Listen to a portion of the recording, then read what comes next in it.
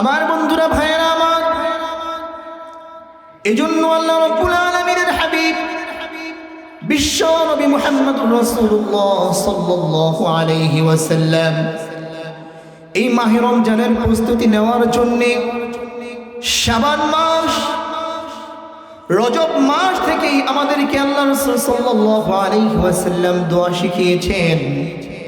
আল্লাহুম্মা বারিক লানা ফীমা রজব ওয়া শাবান ওয়া বাল্লিগনা রমাদান। জোরে বলেন আল্লাহু আকবার, আর জোরে বলেন আল্লাহু আকবার।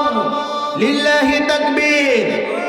আল কোরআনের আলো, আল হাদিসের আলো। এজন্য আল্লাহ রাব্বুল আলামিন বিশ্বনবী মুহাম্মদুর রাসূলুল্লাহ সাল্লাল্লাহু আলাইহি ওয়াসাল্লাম এই মাহে রমজানের পূর্বেই, রজব মাস আসার পরেই আমাদেরকে দোয়া শিখিয়েছেন। আল্লাহুম্মা বারিক লানা ফি রজব ওয়া শাবান ওয়া বাল্লিগনা রমাদান।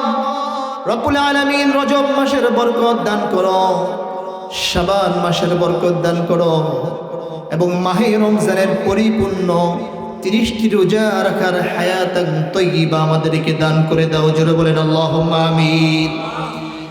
আমার বন্ধুরা, ভাইয়েরা আমার, রাসূল আকরাম সাল্লাল্লাহু আলাইহি ওয়াসাল্লাম রজব মাসে 10টি রোজা রাখতেন, শাবান মাসে 20টি রোজা রাখতেন, মাহে রমজানের মধ্যে পরিপূর্ণভাবে 30টি রোজা রাখতেন।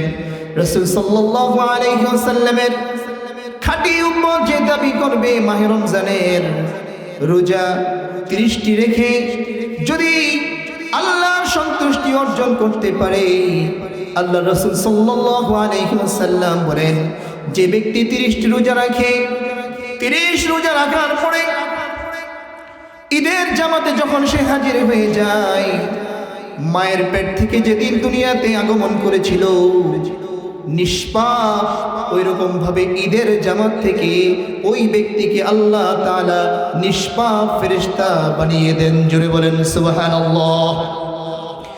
এমন জীবন তুমি করিবে গঠন, মরণে হাসিবে তুমি, কাঁদিবে ভুবন। রাসূল আকরাম সাল্লাল্লাহু আলাইহি ওয়াসাল্লাম আমাদেরকে শিক্ষা দিয়েছেন, দুনিয়া কিছুই নয়, আদ-দুনিয়া সিজনুল মুমিন ওয়া জান্নাতুল লিল কাফির। দুনিয়ার মধ্যে মুমিনদের জন্য একটু কষ্ট হবে। অনেক সময় দেখবেন নামাজ পড়ে না, রোজা রাখে না, হজ করে না, যাকাত দেয় না, ব্যাগ ভর্তি বাজার করতেছে, ভালো খাবার খাইতেছে, ভালোভাবে চলতেছে, কিন্তু 5 ওয়াক্ত নামাজ পড়ে, তাহাজ্জুদ পড়ে, কোরআন পড়ে, ওই লোকটা দিন আনতে দিন কষ্ট হয়, তেমন বাজার করতে পারে না। এটাই স্বাভাবিক। রাসূল আকরাম সাল্লাল্লাহু আলাইহি ওয়াসাল্লাম বলেন, যে ব্যক্তি মুমিন হবে, খাঁটি ঈমানদার হবে, ওই ব্যক্তি হিসাবের ডরে কম খরচ করবে, কম কামাই করবে। তার হৃদয়ের মধ্যে শুধু একটাই টেনশন থাকবে, আল্লাহ রাব্বুল আলামিনের ইবাদত বেশি বেশি কিভাবে করা যায়। কথা বলেন ঠিক কিনা? আমার বন্ধুরা, ভাইয়েরা আমার, এজন্য রাসূল আকরাম সাল্লাল্লাহু আলাইহি ওয়াসাল্লাম বলেন, ইযা কানাত লাইলাতুন নিসফু মিন শাবান, যখনই তোমাদের মাঝে শাবান মাসের 15তম রজনী আসবে, ফাকুমু লাইলাহা, রাতের বেলা তোমরা নামাজ পড়ো, ওয়াসুমু নাহারাহা, দিনের বেলা রোজা রাখো।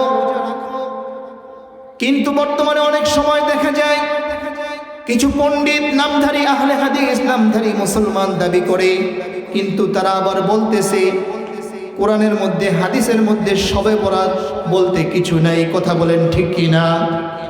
অথচ রাসূল আকরাম সাল্লাল্লাহু আলাইহি ওয়াসাল্লাম বলেছেন, যখনই মাহে রমজানের পূর্বে শাবান মাসের 15তম রজনী আসবে, তখন আল্লাহ রাসূল সাল্লাল্লাহু আলাইহি ওয়াসাল্লাম আমাদেরকে শবে বরাত সম্পর্কে 5টি ইবাদত বন্দেগী করার কথা বলেছেন। 1 নম্বর হলো ফাকুমু লাইলাহা, শবে বরাতের রজনীতে 4 রাকাত, 6 রাকাত, 8 রাকাত, 10 রাকাত, 12 রাকাত, যার যতটুক শরীরে কুলায় নামাজে দাঁড়িয়ে যাও। যে কোনো সূরা দিয়ে তুমি 2 রাকাত 2 রাকাত করে নফল নামাজ পড়ো। এরপরে ওয়াসুমু নাহারহা, ভোর রাতে সেহরি খেয়ে, ভোর রাতে সেহরি খাওয়ার পরে দিনের বেলা রোজা রাখো। আর আরেকটা আমলের কথা রাসূল সাল্লাল্লাহু আলাইহি ওয়াসাল্লাম নিজেও করেছেন। এই 15তম রজনীতে আম্মা জান আয়েশা রাদিয়াল্লাহু তাআলা আনহার ঘরে আসলেন নবীজি। আয়েশা রাদিয়াল্লাহু তাআলা আনহার ঘরে আসার পরে জামাও খুললেন। খোলার পরে আবার জামাটা শরীরের মধ্যে জড়াইলেন। এবার নবীজি বের হয়ে চলে গেলেন। আম্মা জান আয়েশা রাদিয়াল্লাহু তাআলা আনহার মনের মধ্যে কৌতূহল হলো, আমার স্বামী কখনো তো এরকম করে না, তাহলে কি আজকে আমার কোনো ব্যবহারে কষ্ট পেয়েছেন? সে কি বের হয়ে অন্য কোনো বিবির ঘরে চলে গেছেন? না না, নবী তো এরকম করতে পারেন না। বিশ্বনবী মুহাম্মদুর রাসূলুল্লাহ সাল্লাল্লাহু আলাইহি ওয়াসাল্লাম, যার জীবদ্দশায় সামান্য ভুল তিনি করেন নাই, রাসূল আকরাম সাল্লাল্লাহু আলাইহি ওয়াসাল্লামকে খোঁজাখুঁজির করার পরে আম্মা জান আয়েশা রাদিয়াল্লাহু তাআলা আনহা দেখতে পেলেন রাসূল আকরাম সাল্লাল্লাহু আলাইহি ওয়াসাল্লাম কবরস্থানে গিয়ে 2টা হাত আসমানের দিকে তাকিয়ে রাসূল সাল্লাল্লাহু আলাইহি ওয়াসাল্লাম দোয়া করতেছেন। আম্মা জান আয়েশা রাদিয়াল্লাহু তাআলা আনহাকে দেখার পরে নবীজি বললেন, ও আয়েশা, তুমি কি ভেবেছ আমি তোমার পাল্লা বাদ দিয়ে অন্য কোন বিবির কাছে গিয়েছি? রাসূল আকরাম সাল্লাল্লাহু আলাইহি ওয়াসাল্লামের কথায় আম্মা জান আয়েশা রাদিয়াল্লাহু তাআলা আনহা উত্তর দিলেন, ইয়া রাসূলুল্লাহ, ইয়া হাবিবাল্লাহ, সত্যিকারে আমি এটা ভেবেছিলাম আপনি মনে হয় আমার কোনো ব্যবহারে রাগ হয়ে মনে হয় আপনি অন্য কোনো বিবির কাছে গিয়েছেন, কিন্তু আমি সচক্ষে আপনাকে যা দেখলাম, ইয়া রাসূলুল্লাহ, আমি আপনার কাছে ক্ষমা চাই, আপনি আমাকে মাফ করবেন। এবার আম্মা জান আয়েশা রাদিয়াল্লাহু তাআলা আনহার কথার উত্তরে বিশ্ব নবী মুহাম্মদুর রাসূলুল্লাহ সাল্লাল্লাহু আলাইহি ওয়াসাল্লাম মুচকি হেসে বললেন, ওগো আয়েশা, তুমি তো জানো না এমন একটা রজনী, আজকে রজনীটা শবে বরাতের রজনী, শাবান মাসের 15তম রজনী। এই রজনীতে দুনিয়ার মধ্যে কোনো বান্দা বান্দি যদি আল্লাহর কাছে 2 হাত তুলে দোয়া করে, আল্লাহ রাব্বুল আলামিন সাথে সাথে বান্দার ওই দোয়াকে কবুল করে নেয়। জুড়ে বলেন সুবহানাল্লাহ। আমার বন্ধুরা, ভাইয়েরা আমার, নবীজি শিক্ষা দিলেন, ও আয়েশা, জানো এই রজনীতে সমস্ত মুসলমান মুমিনের দোয়া কবুল হয়ে যায়। এমন কিছু ব্যক্তির দোয়া কবুল হয় না যারা নাকি আত্মীয়তার সম্পর্ক ছিন্ন করে, চগলখুরি হিংসা করে। একজনের 10 তলা বাড়ি আছে, আরে ওই 10 তলা বাড়ির মালিক কিভাবে হলো? একজনের ছেলে হাফেজ হয়েছে, ওর সন্তানটা কিভাবে হাফেজ হইল? এরকম হিংসা যাদের দিলের মধ্যে থাকবে, এই তাদের দোয়া আল্লাহ রাব্বুল আলামিন এই শবে বরাতের রজনীতে কবুল করবে না।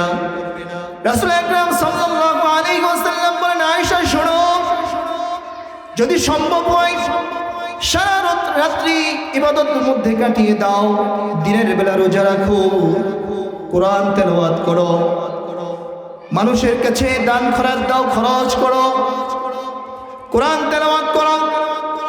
আর আয়েশা, জেনে রাখো এটা আমল করার বিষয়, শবে বরাতটা হচ্ছে আমলের বিষয়, শবে বরাত উদযাপনের বিষয় না, ঈদ হচ্ছে উদযাপনের বিষয়। কিন্তু আমরা দেখা যায় এই শবে বরাত আসলে এটাকে আমল বাদ দিয়ে আমরা একটা উদযাপন শুরু করে দেই। কথা বলেন ঠিক কিনা? আমার বন্ধুরা, ভাইয়েরা আমার, রাসূল আকরাম সাল্লাল্লাহু আলাইহি ওয়াসাল্লাম বলেন, আয়েশা শোনো, এই শবে বরাতের মধ্যে রাতের মধ্যে ইবাদত করবে, দিনের বেলা রোজা রাখবে, কিন্তু এই শবে বরাত আসলে হালুয়া রুটি খাওয়া যাবে না, পটকা ফুটানো যাবে না, কোনো ধরনের অশ্লীল কাজ করা যাবে না, একমাত্র ইবাদত করা যাবে যদি মসজিদের মধ্যে ইবাদত করতে যদি অনেকক্ষণ করার পরে আনইজি ফিল হয়, খারাপ লাগে, তাহলে কেউ যদি চায় কবরস্থানে গিয়ে মা বাবার জন্য, আত্মীয় স্বজনের জন্য, ময় মুরব্বীদের জন্য কবরস্থান গিয়ে জিয়ারত করতে পারবে, দোয়া করতে পারবে। রাসূল আকরাম সাল্লাল্লাহু আলাইহি ওয়াসাল্লাম এইভাবে আমাদেরকে শিক্ষা দিয়েছেন।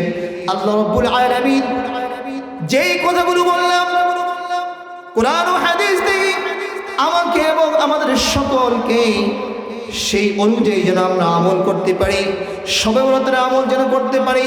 সামনে মাহে রমজানের 30টি রোজা যেন আমরা সকলেই সঠিকভাবে রাখতে পারি। আল্লাহ রাব্বুল আলামিন আমাদের সকলকে তৌফিক দান করুন। সকলে বলি আমিন। ওয়া আখির দাওয়ানা আনিল হামদুলিল্লাহি রাব্বিল আলামিন।